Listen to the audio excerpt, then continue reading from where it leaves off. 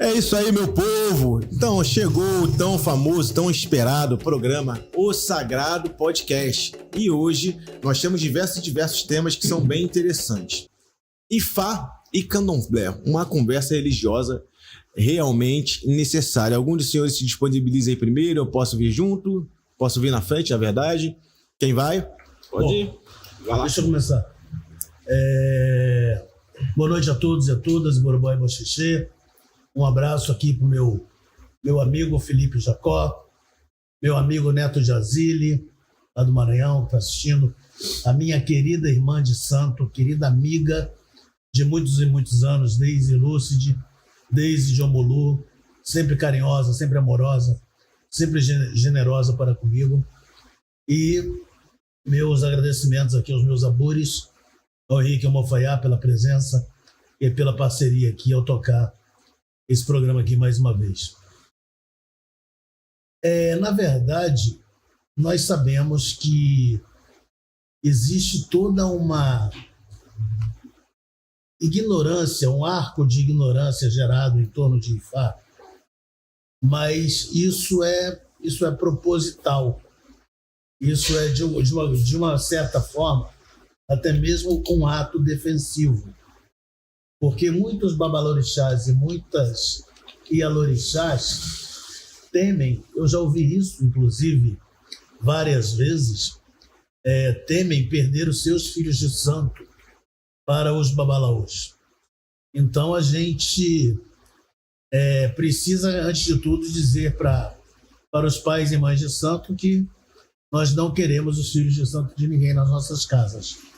Eles vêm porque eles querem, eles vêm porque têm a necessidade, mas efetivamente não é papel de Ifá interferir na trajetória espiritual de ninguém, dentro do candomblé, dentro da Umbanda, ou em qual tradição seja.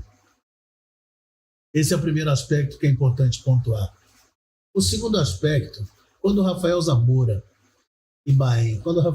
chegou ao Brasil, ele procurou estabelecer uma relação muito respeitosa e muito amorosa com as mães de santo, principalmente aquelas mais antigas, os pais de santo mais antigos, tal.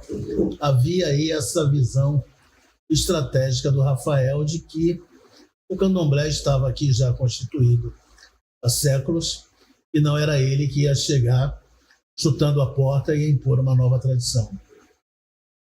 E com isso ele foi angariando muitas parcerias, muita simpatia.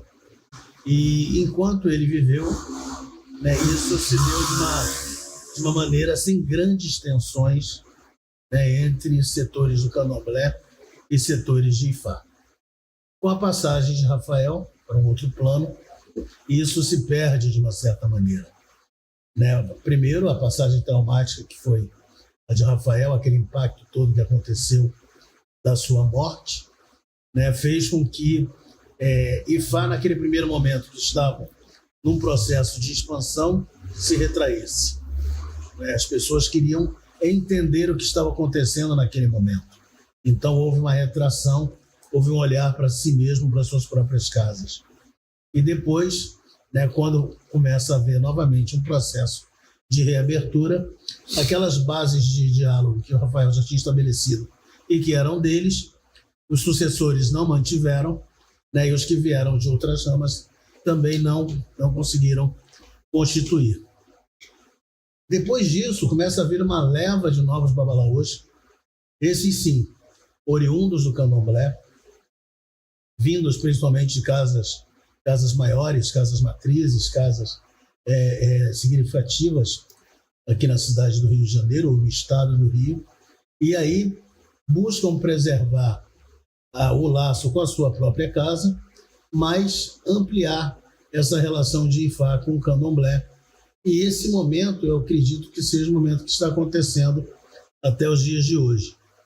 Efetivamente, há um elemento novo que surge nesse processo, que é a chegada no Brasil do Oxalocumi, a tradição do candomblé, do Lesse Orixá, melhor dizendo, em Cuba, que em Cuba caminha para e passo com o Ifá.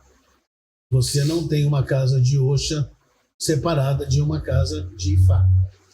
em Cuba, essa parceria ela é notória e ela é extremamente necessária, extremamente profícua. Ela é muito positiva.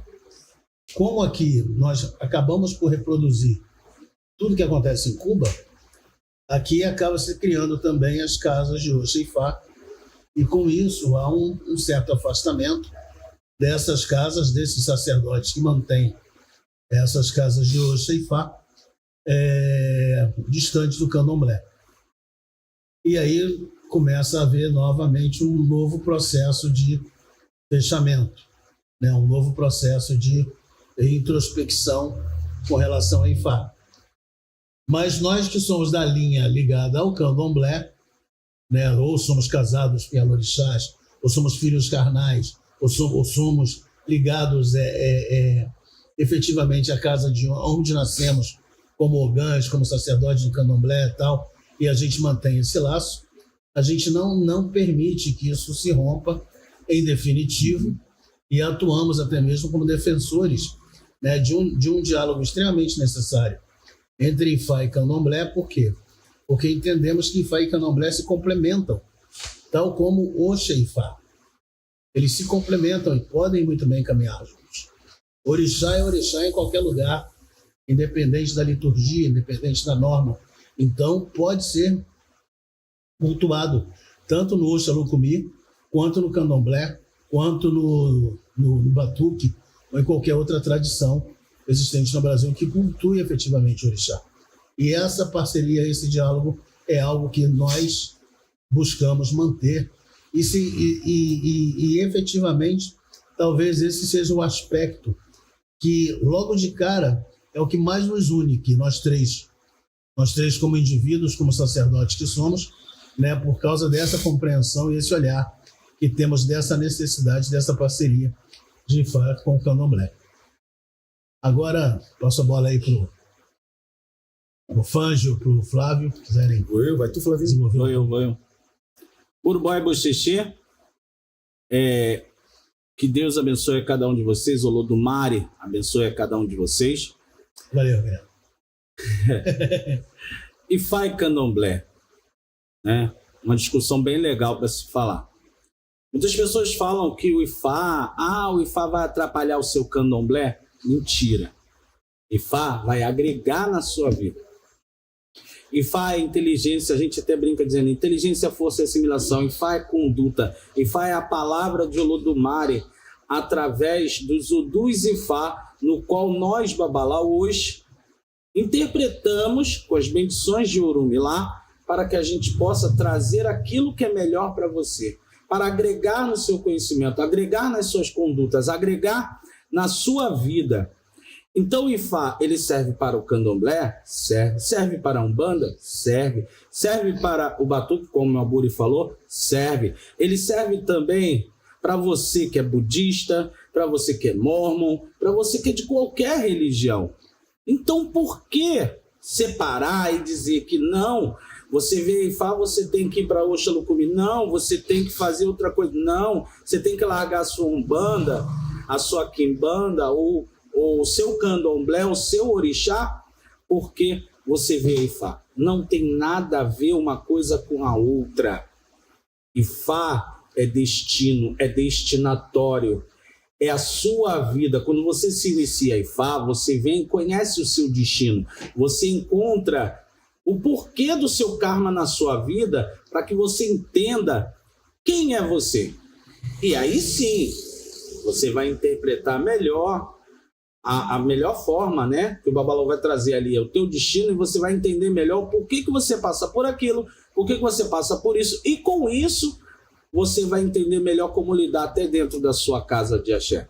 Então eu vejo dessa forma. Ifá não interfere candomblé, muito pelo contrário, você que é do candomblé tem que se iniciar a Ifá, tem que vir a Ifá, conhecer o seu destino. Essa é uma das importâncias do Ifá. Agora, se disserem para você que Ifá atrapalha a sua vida dentro do candomblé, negativo. Ifá não veio para tirar nada de ninguém. Fala, Buri. Então, gente, boníssima noite a todos vocês. Eu acho, às vezes, um pouco É lamentável o que se passa na cabeça de algumas pessoas, tanto de Iaús e Faz, porque existe uma espécie de resquício de um ranço que é provocado por pessoas que exageram um pouquinho no seu fanatismo religioso ou no seu ponto de vista que é cego, ou que só mira apenas uma verdade, como quando disse para Obedi, que o saber foi repartido. Bom, aqui no Brasil, por exemplo, a história do candomblé, que é amplamente difundida e a maioria das pessoas conhece, por mais que tenham alguns pontos que precisam realmente ser um pouco mais aprofundados ou estudados, a história do candomblé está intrinsecamente ligada à história de Ifá. É na sua Caxiga, me vem Bamboxi, o Biticu, e ali eles começam, através de Baúda, a fazer iniciação em diversos orixás. Ambos eram da parte de Oió, se eu não me engano, tá? Vieram de Oió, a África ela é extremamente extensa, e aí se propagou a religião que a gente conhece. Primeiro foi Herá em Tilé, e posteriormente Engenho Velho, tá? A Casa da Barroquinha, e se tornou o que temos hoje. Posteriormente, tivemos outro Babalaô, que foi muito grande dentro da cultura do candomblé, que fez parte, inclusive, do corpo do candomblé. Martiniano, ou Geladê, Martiniano chegou a morar em Lagos por volta mais ou menos de 11 anos. E quando ele veio de Lagos, ele veio para cá, para o Brasil, querendo trazer uma espécie de resgate cultural, não é? E ali, junto com a Manhaninha, já no Axé Pofonjá, depois daquele rompimento todo que se sabe dentro da cultura, dentro da ciência, dentro da história que nós temos no Brasil, eles formaram aí o Pofonjá. Ele ajudou, como lógico, com veemência. Ele era um cara extremamente ativo politicamente, não só politicamente, era ativo religiosamente, acumulava o cargo de Ogé, ou o cargo de Babalaô, que se formado em Lagos, e ali também ele formou a famosa roda de Xangô através dos Obás de Xangô. Ele formulou os Obás de Xangô, que eram cargos, a princípio, políticos. Ou seja, ele é considerado, inclusive, por muitos, o último Babalaô da Bahia, só que não, tiveram outros. Depois veio aí, muito possivelmente, iniciado dentro de Ifá, com Itefá, acredito eu, o velho que era de Euai de Oxalá, que eu esqueci o nome dele, Agenor Miranda, também trazendo esse conteúdo pragmático de Ifá para dentro do candomblé, que é um jogo de búzio mais respeitado de toda a Bahia, não que o Babalaô se utilize, dispense mão de jogo de búzio, pelo menos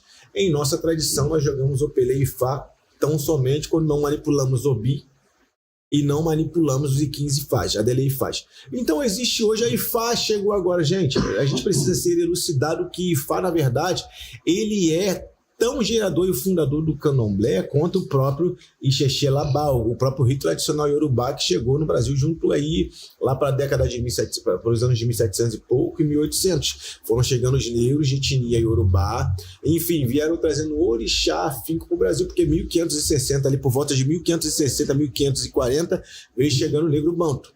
Então a realidade é essa, Ifá é intrinsecamente ligado ao candomblé e sua origem. Aí vem as místicas. Se eu fizer Ifá, eu vou deixar de incorporar? Isso é mentira.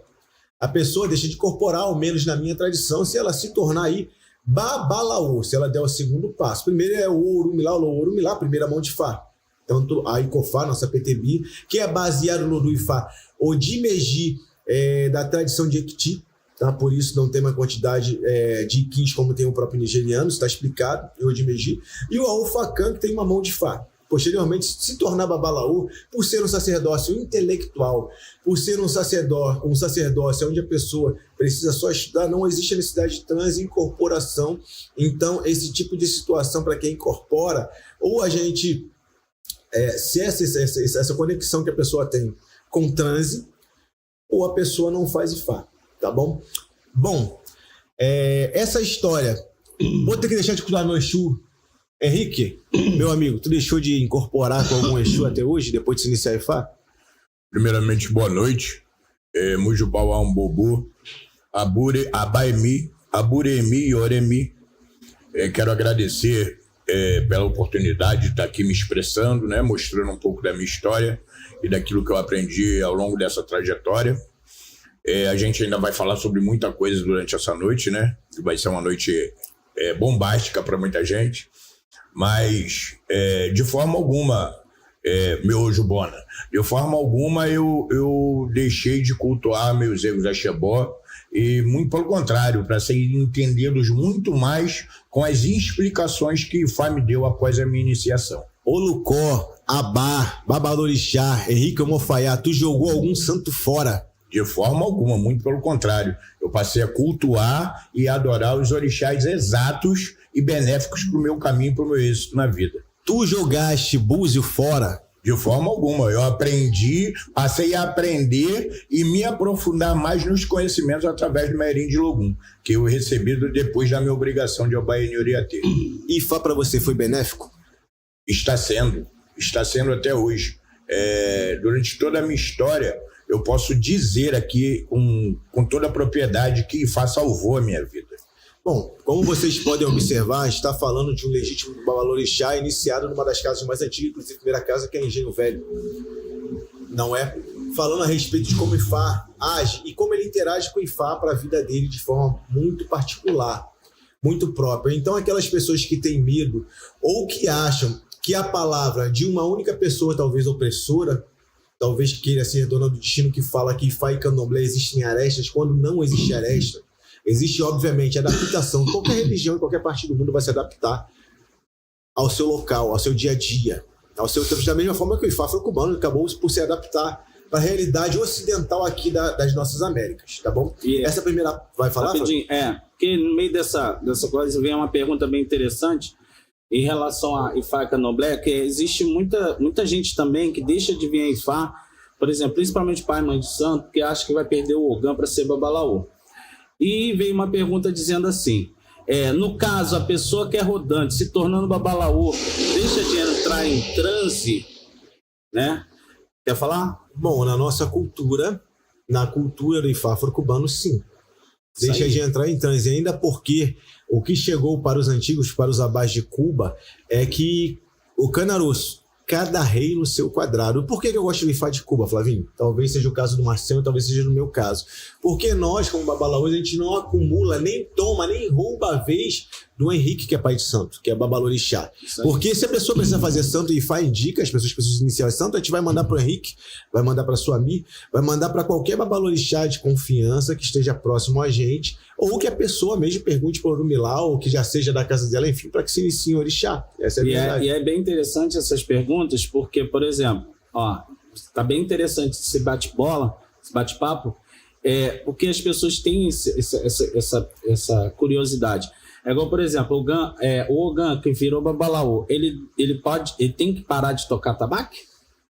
Não necessariamente. Não necessariamente. Isso aí vai depender da relação que ele tem com a própria casa dele. Lembrando vai depender da relação que ele tem com que ele vai deixar de ser um Ogã para ser um babalaô. Ele a vai ter grande uma questão função. A grande questão é que Ifá exige. Né? Ifá exige que o sujeito tenha um nível de dedicação a estudo, né? E a constância de estar próximo ao seu padrinho, ao seu ajubona, aprendendo, que não vai ter muito tempo para ficar correndo candomblé para tocar. Agora, é claro, uma festa, sei lá, 50 anos de feitura da mãe ou do pai de santo dele, né? Um momento especial na história daquela casa. E ele quer ir lá tocar, quer fazer um agradecimento àquele orixá, àquele santo. Então vá, sem problema nenhum. Ou mesmo se ele tiver não é interdito. Né? Se ele tiver agenda para isso, não é interdito, não há proibição nenhuma. O que ocorre é que muitas casas aí falavam que fez Ifá não pode mais tocar tabaco. Engraçado, o babalaô cubano toca a beça pro orixá de Cuba. Eu acho que a grande questão que a gente precisa sempre ter em mente é que existe um elemento chamado bom senso. E o bom senso é o que gera equilíbrio. O bom senso é o mínimo que se exige de alguém que está numa postura de destaque e está numa posição de liderança. Então, se a pessoa seguir o seu próprio bom senso, ela vai entender quais são os limites e os alcances quando ela sai da função de Ogã e se torna babalaô. Agora, nem todo Ogã vai ter caminho direto para se tornar babalaô. Isso que fique isso muito claro. Hoje em dia, até nas casas mais arcaicas, com esse tipo de pensamento, eles estão dando guiro ao orixá, porque o guiro é como se fosse esse tabaco que a gente tem, esse look que a gente tem, que é meio fombé, não é? Em pé, toca, bate sua enxada, esse tipo de coisa, que é muito antigo, inclusive em Cuba, e a pessoa não tem necessidade de ser jurada Ayangalu ou Ayan, como eles queiram falar, tá? Para poder estar tocando.